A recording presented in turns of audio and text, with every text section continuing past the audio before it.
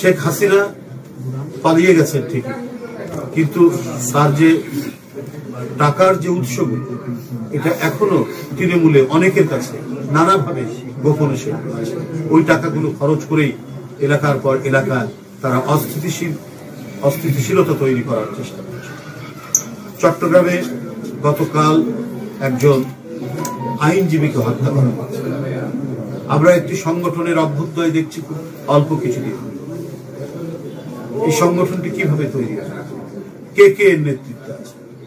গতকাল কয়েকজনকে গ্রেপ্তার করা হয়েছে এই সংগঠনটির কয়েকজন নেতাকে।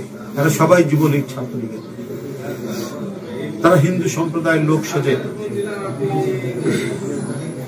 এর মধ্যে ঢুকে, এই সংগঠনটির মধ্যে ঢুকে সারা দেশে অস্থিতিশীলতা তৈরি করার চেষ্টা করছে। এদের একজন নেতাকে পুলিশ গ্রেপ্তার করেছে। এই কারণে ভারত থেকে তার মুক্তির দাবি করা হচ্ছে, ভারতের পররাষ্ট্র দপ্তর থেকে। এগুলো কিশোর আনন্দ। আমাদের প্রায় 2000-এর মতো মানুষকে, সাধারণ মানুষকে, এই ধরনের বাচ্চা ছেলেদেরকে গুলি করা হয়েছে, কাউকে হত্যা করা হয়েছে। কই তখন ভারতের পররাষ্ট্র দপ্তর তো একটা স্টেটমেন্ট দেয়নি। শেখ হাসিনার এই ভয়ঙ্কর নিপীড়নের জন্য, এই রক্তক্ষরণের জন্য ওই একটাও তো স্টেটমেন্ট করেনি, একটা তো বিবৃতি দেন। আজকে যখন সরকার এবং সব মানুষ বুঝতে পারছে যে কোনো একটা ষড়যন্ত্র চক্রান্তের খেলা চলছে, কোনো কিছু একটি পরিকল্পিত ভাবে ঘটিয়ে বাংলাদেশকে অস্থিতিশীল করার চেষ্টা চলছে,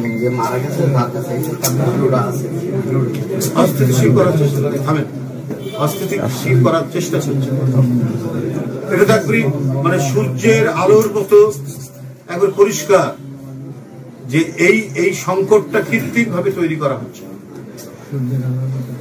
অত্যন্ত পরিকল্পিত ভাবে তৈরি করা হচ্ছে। হঠাৎ বিভাগীয় শহরগুলোতে নেমে পড়ছেন, দাবি দিচ্ছেন। ওই শেখ হাসিনার সবাই দাবি দেননি কেন? যদি কোনো দাবি থাকে, আমরা বাংলাদেশে হিন্দু, মুসলমান, বৌদ্ধ, খ্রিস্টান পাশাপাশি শান্তিতে এবং সহাবস্থানে দীর্ঘদিন বাস করেছে। আজকে কেন পরিকল্পিতভাবে বলা হচ্ছে যে এখানে হিন্দু সম্প্রদায় নিরাপদ নয়? বাংলাদেশের হিন্দু সম্প্রদায়ের বিরাট অংশ এর মধ্যে নেই, যে কোনো ষড়যন্ত্র চক্রান্ত চলছে। কিন্তু তারা নেমে একজন আইনজীবীকে পর্যন্ত হত্যা করার ধৃষ্টতা দেখাচ্ছেন। এই জন্য ভারতের পররাষ্ট্র দপ্তর কোনো বিবৃতি দিলেন না। বিবৃতি দিলেন যে অস্থিতিশীলতা তৈরি করার কারণে একজন ব্যক্তিকে, চিন্ময় নামের একজন ব্যক্তিকে গ্রেপ্তার করা হয়েছে, এই কারণে বিবৃতি। সে তো বাংলাদেশের নাগরিক, তার প্রতি যদি সরকার অন্যায় করে তাহলে বাংলাদেশের সরকার এবং তাদের লোকজন তারা সেখানে দাবি তুলবে, তাদের দাবি এখান থেকে হবে। কেন বাইরের একটি দেশ থেকে এই ধরনের প্রতিবাদ আসছে? এগুলো তো সব রহস্যজনক বিষয়। কারণ বাংলাদেশের স্বাধীন সার্বভৌম দেশ হিসেবে তারা বোধহয় বিশ্বাস করতে চায় না। তারা মনে করে দিল্লির সাউথ ব্লক থেকে যেভাবে নির্দেশ দেওয়া হবে বাংলাদেশ সেভাবে চলবে। এটা 18 কোটি মানুষের দেশ, এইখানে চালানো যাবে না। আর 30 লক্ষ মানুষের প্রাণের বিনিময়ে অর্জিত এই দেশ, যারা অকাতরে নিজের স্বাধীনতা, অকাতরে নিজের গণতন্ত্রের জন্য যারা জীবন দিতে পারে, শিশু বাচ্চারা যখন জীবন দিতে পারে, তো সেই দেশকে কিন্তু কাবু করে রাখা যায় না। সেই দেশকে কখনোই গলায় ফাঁস দিয়ে, জোর করে গলায় দড়ি দিয়ে কোনো কাজ করতে বাধ্য করা যায় না। এটা যেন পার্শ্ববর্তী দেশের যারা পলিসি মেকার তারা যেন ভুলে না যায়। এখানে ছাত্র জনতার আন্দোলনে ভারতের অনেক ছাত্র সংগঠন সমর্থন করেছে, সহানুভূতি দেখিয়েছে। কিন্তু ভারতের যে শাসক গোষ্ঠী, এই শাসক গোষ্ঠী আমার কাছে মনে হচ্ছে পৃথিবীর সবচাইতে নিকৃষ্ট সাম্প্রদায়িক শক্তি ভারত এখন শাসন করছে।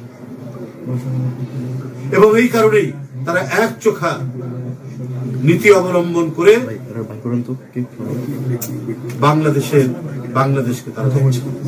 বাংলাদেশের এই যে গণতন্ত্রে উত্তরণের যে প্রক্রিয়াটা চলছে এবং অবাধ সুষ্ঠু নির্বাচনের দিকে যে দেশ যাচ্ছে এবং এর জন্য যে দাবি যে একটি নির্দিষ্ট সময়ের মধ্যে প্রয়োজনীয় সংস্কার সম্পন্ন করে অবাধ, সুষ্ঠু এবং অংশগ্রহণমূলক নির্বাচন নিশ্চিত করার যে পরিবেশ তৈরি হয়েছে, এইটাকে বোধহয় অনেকেই সহ্য করতে পারছে।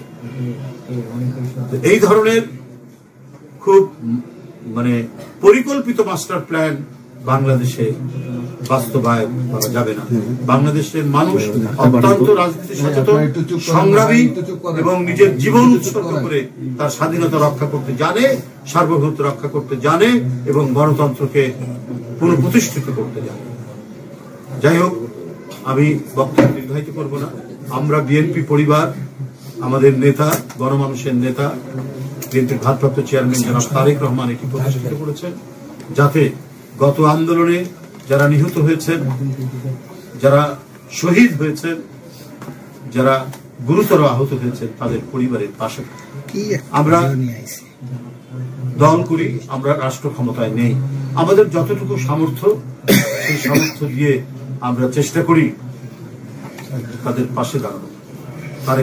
বিএনপির ভারপ্রাপ্ত চেয়ারম্যান তারেক রহমানের পক্ষ থেকে এবং তার সহযোগিতায় আপনাদের কাছে আসে বিএনপি পরিবার, আতিকুর রহমান রুম্মন এবং আমাদের মিথুন সদস্য সচিব, তাদের নেতৃত্বে ঢাকা সহ সারা বাংলাদেশে ব্যাপকভাবে তারা অসহায় মানুষের পাশে, ক্ষতিগ্রস্ত মানুষের পাশে এবং শেখ হাসিনার ছুড়ে দেওয়া বুলেটের শিকার যারা হয়েছে সেই সমস্ত বাসায় গিয়ে তারা তাদের প্রতি সহমর্মিতা জানাচ্ছেন, তাদেরকে জনাব তারেক রহমানের সহযোগিতা এবং শুভেচ্ছা নিয়ে যাচ্ছে। ইনশাল্লাহ এইভাবে আমরা অধিকাংশ মানুষের কাছে যাওয়ার চেষ্টা করব এবং আজকে এখানে যাদের কাছে, যে পরিবারগুলোর কাছে এসেছি, বিশেষ করে মহিউদ্দিন, সাজ্জাদ, কবির, এদের পরিবারের কাছে এইটুকু বলতে চাই যে জনাব তারেক রহমানের পক্ষ থেকে, বিএনপির পক্ষ থেকে আমরা বিএনপি পরিবার যেভাবে আপনাদের পাশে দাঁড়িয়েছে, ঠিক তেমনি ভাবে আপনারা যে কোনো সমস্যায়, অসুবিধায়, আপনার যে কোনো প্রয়োজনে, মিথুন আছে আমাদের আহ্বায়ক, তিনি একটু প্রয়োজনীয় কাজে দেশের বাইরে গেছেন, তার কাছে, এখানে আরেকজন আছেন আমাদের উপদেষ্টা ইঞ্জিনিয়ার আশরাফ, তাদের কাছে আপনারা অবহিত করবেন, তাদেরকে জানাবেন, তারা অবশ্যই দ্রুততার সাথে আপনাদের পাশে এসে দাঁড়াবে। এই শেখ হাসিনার নির্মমতার শিকার পরিবারের কাছাকাছি তারা থাকবে, তাদের পাশে থাকবে।